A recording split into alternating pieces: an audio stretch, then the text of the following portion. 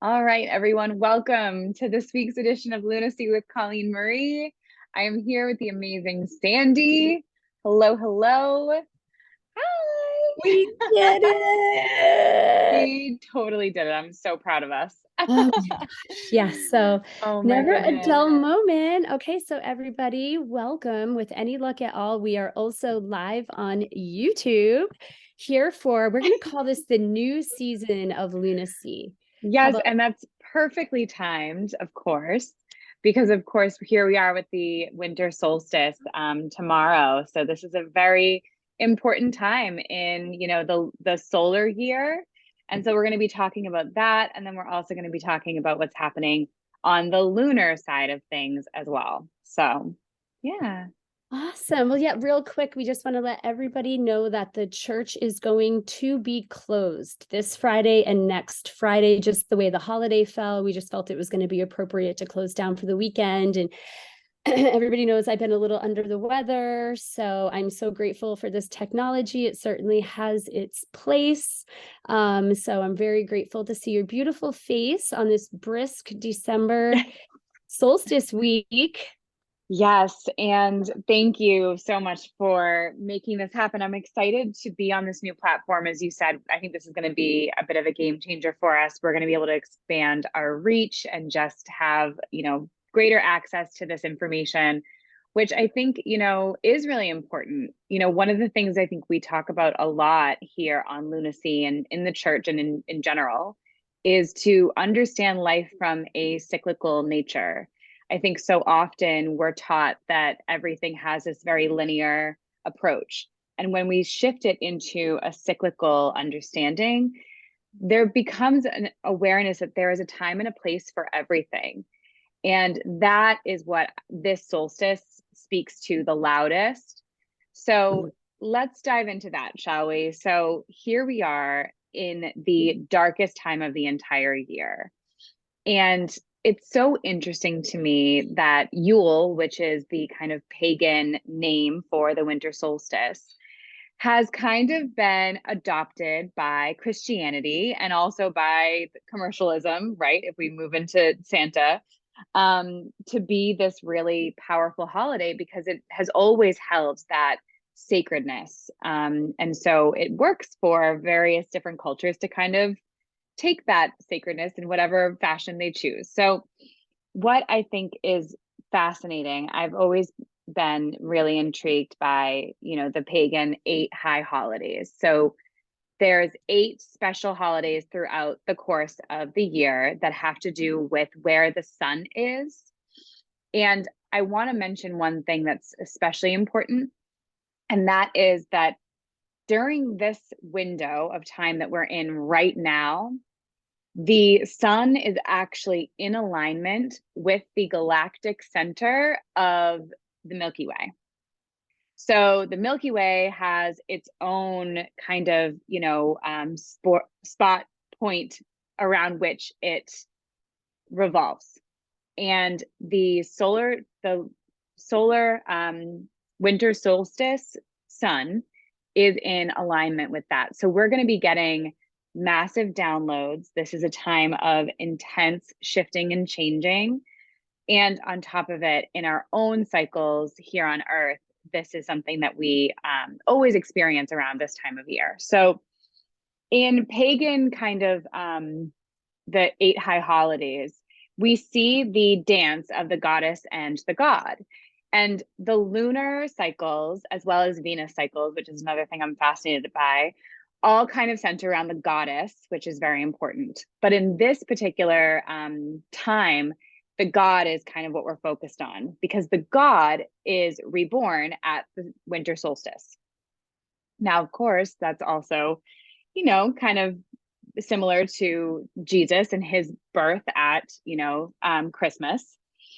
So it's the same idea where the sun child is born the day after the night wins. So the night is the longest on the solstice, and the next morning is when the sun child is born, and then each day extends a little bit longer. So this starts this new cycle of growth. And as we watch through those pagan holidays, we see him grow. He grows from this baby into a youth, into a young man, into a husband and a father, into his own death and descent into the underworld, which we just experienced at Samhain and Halloween. And then we move into the solstice when he essentially is reborn. And I think it's just fascinating to recognize the fact that as we descend into this darkness, we try so hard to kind of fight it, I think, as a culture, right? We've got all of this hustle and bustle and consumerism and all of these things going, a million things going at once, all the socializing and really getting out there. And I think that's kind of our human and understandable way to kind of just counter the darkness, but I think it's important to honor the darkness too, not just push it away. And for that reason, that's what I wanted to kind of talk about today, the power of darkness, the power of the potentiality that is held within the void. When things are black, when things are not lit, when they are, mysterious, there is so much potential for what can come. So this is the time to really connect to the dream world. This is the time to really connect to our visions for the future, our visions for humanity, for, what we want to see happen in the next, rather than thinking just about this holiday season, we're meant to kind of pull the lens back and think about our place in the cosmos. And I think that this is what happens around Yuletide and Christmas time every year. And certainly as we go towards the end of the year, right, is this time of what is my big vision? What am I creating? What is my life in alignment with? What matters? How am I in integrity? So we've got this beautiful kind of mixture of big picture awareness that happens every year between the signs of Sagittarius and Capricorn. Sagittarius is that big philosophical, like, let me look at the big picture and, be optimistic about how I can just make this enormous change in the world. And then Capricorn comes in and says, well, let's put, our nose to the grindstone and actually accomplish it. And that's what we're headed into with not only this winter solstice, but also the movement from Sagittarius into Capricorn. So let's talk about that a little bit. Capricorn is a cardinal earth sign, and I'm actually a Capricorn moon. And I think that's why I'm able to be at all grounded. Sandy knows that we were just on the phone 5 minutes before this, trying to get our act together so this would work. And if I didn't have at least a little of this Capricorn in me, I really think I'd have just 0 feet on the ground. So so what does that look like, right? So Capricorn is, because it's cardinal, because it's an earth sign, it's the one earth sign that's really about taking decisive action and really wanting to constantly create and move forward. Because earth, of course, is a little bit more kind of determined and focused on the structure and the form of things. So it's important that we really take this time, these 30 days while the sun is moving through Capricorn, to set our intentions, which is kind of perfect considering this is when the new year starts. And again, none of this, I think, is an accident when you look at the ancient kind of, alignment that encouraged us to kind of count this as the new year. So Capricorn is ruled by Saturn, and Saturn is that timekeeper. It really is the part of our chart that keeps us on our schedule and plugged into what am I supposed to be doing right now. So we can't help but reflect whenever we are in Capricorn season on last year, and then also cast a vision forward into 2023 and resolve to do better and to be more in alignment, in integrity. Capricorn tends to be kind of a sobering sign. It can be a little serious. It can take itself, a little too harshly and be a little self-critical. So we have to watch for that, as we close out 2022 and we look back, watching for, oh, am I being a little too harsh with myself and what my expectations were for this year? And how can I create gentleness as I set the intention for 2023? So, with all that said, the sun moves into Capricorn, and then of course we have our new moon in Capricorn. So that brings in the lunar side. And the moon in Capricorn, as I have natally in my chart, isn't always the easiest place for it to be. The moon doesn't really love to be like super harsh and structured and serious. She wants to be nurturing and loving and, just welcoming to all things. But Capricorn knows how to set boundaries. And I actually think that's a really important lesson for all of us. Oh, I have a question. Yes. So what about if Capricorn is your rising sign? Do you want to talk a little bit about the rising sign? Yeah, absolutely. Do you have a Capricorn rising? I do. Oh my gosh, I forgot. I completely forgot that was your rising, because of course it is. That's perfect. So any of us who have a lot of Capricorn in our chart are likely to really be driven by being self-employed, being business women or men, people who want to create a structure and form that will sustain itself and create wealth and create opportunity for others. It's definitely like a sign that cares about the next generation, but not so much in the like maternal way, more in the let me create kind of a structure and kind of convention for other people to benefit from. So this is where the business piece comes in, right? So if Capricorn is your rising sign, you're learning to kind of step more into that side. Whatever our rising sign is tells us kind of where our soul is headed in this lifetime. And it tells us where, when we align with that, things tend to kind of work out the way that they're supposed to. We're supposed to kind of move in that direction. Oh, sorry, I can't hear you. Are you talking? Oh, The Reverend Amy Flagg happened to walk in, and she oh, just gave me my prop off camera. Sorry. I love that. Sorry about that. I'm sorry. Yeah. So essentially, when the new moon, or if you're rising sign, but I talk about my moon in Capricorn just because that's where it lands in my chart. It'd be interesting, if you don't know what we're talking about, if you don't know your moon sign, if you don't know your rising sign, that's when you reach out to me and I can help you figure out what that is. Because we're so much more than our sun signs. And that's the biggest kind of aha that I had years ago that got me into astrology, because the whole idea that everyone born under a month is similar kind of annoyed me. And I thought it was way too simplistic. And then I realized, well, yeah, because there's layers and layers and layers of other information inherent in our chart that kind of makes us the unique people that we are. Anyways, so this new moon on Friday is all about connecting to our emotional integrity and maturity and conscientiousness, and really focusing on how can we create something that is sustainable and also creates more and creates abundance. Capricorn's kind of known as being a little bit materialistic, as all earth signs are, because we're concerned about what's happening on the physical plane. We want to create something that's tangible and has a form. So this is the time to really think about what are our goals for that business, or how can we create something that has a ripple effect on the physical plane.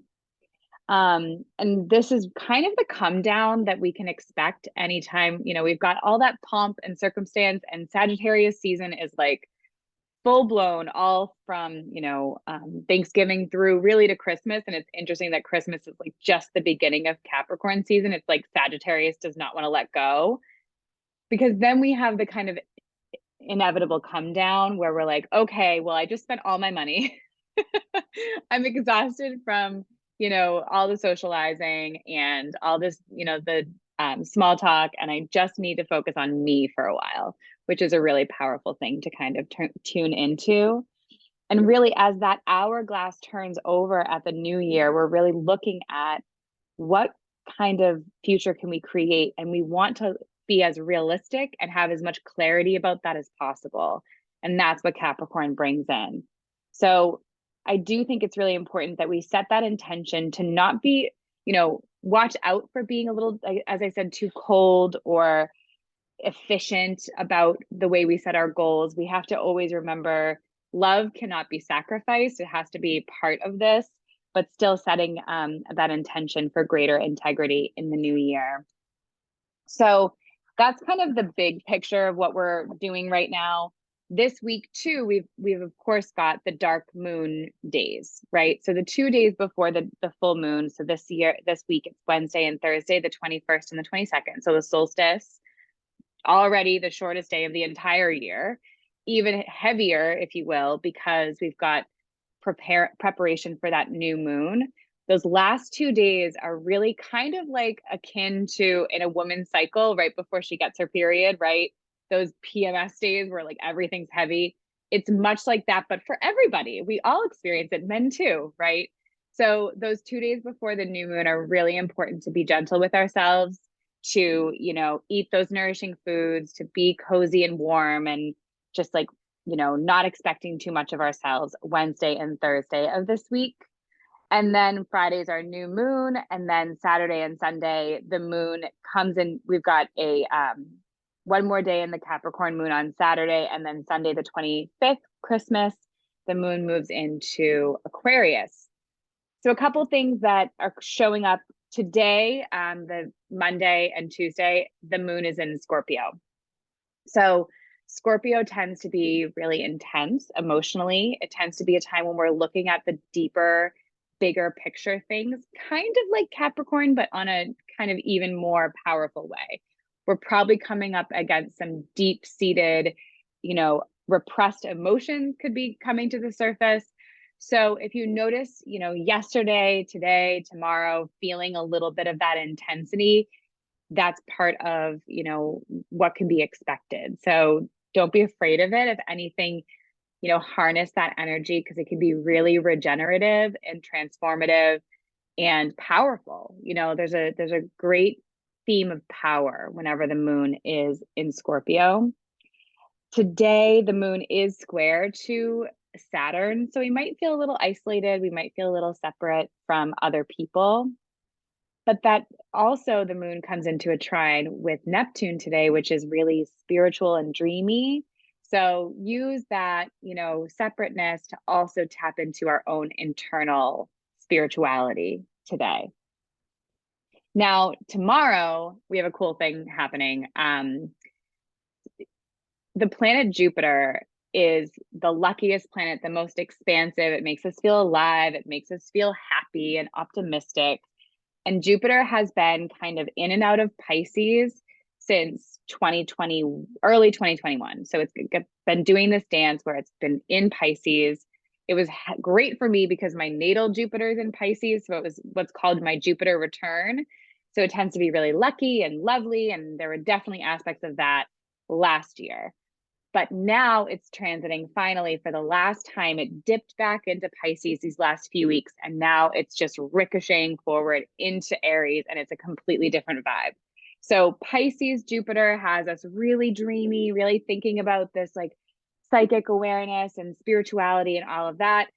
Jupiter in Aries is like, let's take action. Let's start some new projects. Let's have some exuberance and some energy and excitement. We're going to be able to take some more fortunate action. We're going to see some massive, actual, like tangible action happening. So that's really good. Just watching, physical confidence is probably going to increase, but watching for maybe being a little too selfish during this time. It's going to, like I said, just ricochet right through Aries, and it will be in Aries all the way through until May 16th of this year. And then it's going to move into Taurus and kind of do that dance. So Jupiter in Aries means some forward momentum, which we've needed because Mars, which rules Aries, has been kind of stuck in Gemini for a while, and it doesn't really know what it's doing there. So if it's felt like nothing's been kind of moving forward, Tuesday when Jupiter moves into Aries, we're going to start to see some of that, shaking up. I will say though that, Mercury retrograde is next week. So if you've been feeling that at all, preparing for that. We'll talk about it more next Monday, but that could also be affecting things as well. So we do have on Wednesday, and we talked about the solstice. We also have Venus coming into a trine with Uranus, which really brings some freedom and expression and excitement in our relationships. We might want to like mix things up a little bit, do something different, do something fun with the people we love on Wednesday and Thursday. But at the same time, it's dark moon chill. So just like don't overdo it. Then we've got our new moon on Friday. The 24th, Saturday, the moon is still in Capricorn, but it does come into an alignment with both Mercury and Venus, which I really love because it gives us an opportunity to talk about our emotions with the people we love and to kind of open up with people, to really have these lighthearted conversations and share our feelings in a friendly way. It's a good time for, for socializing, and small talk and all that is actually good for us on Christmas Eve this year. And then we have the moon, as I said, in Aquarius on Christmas itself. It does come into a trine with Mars. That might not be the best day for opening up emotionally, because then we might be finding ourselves, coming into a little bit of a battle of wits, but ultimately a friendly one. So, so that is the week ahead here. We've got, as I said, the solstice is powerful as always. This alignment with the galactic center is significant. And of course, that new moon really sets the tone for what we're going to bring in for 2023. So we'll be back on the 26th, next Monday, to kind of talk about what to expect that final week of 2022. Awesome. Well, thank you. My voice, I'm so sorry. My voice is like not Oh. my own. Thank you so much for cluing us into everything that's going on. I felt all of that. I always feel like we're in such like like we're on a train that we can't get off of this time of year, like you said, between Halloween and New Year's. It's just like, how it was just Thanksgiving. Wait, it was just Halloween, like I have that sense every single year. And then I totally feel what you're saying about like, that Capricorn, like just like getting down to business in the new year. And like, I know for us, we have a lot of exciting new changes coming, exploring these different platforms. So that's all in perfect alignment. And we have so much exciting stuff to announce in the new year. So stay tuned. And if you guys could please go to pcsam.org and sign up for our newsletter, because this astrology report hits your inbox every week, also, not just this beautiful video. And I enjoy reading it. I look forward to it every week. So thank you so much for your service here, Colleen. It's my We pleasure. appreciate you. And we'll see you next week. Sounds good. Bye, everybody. Bye.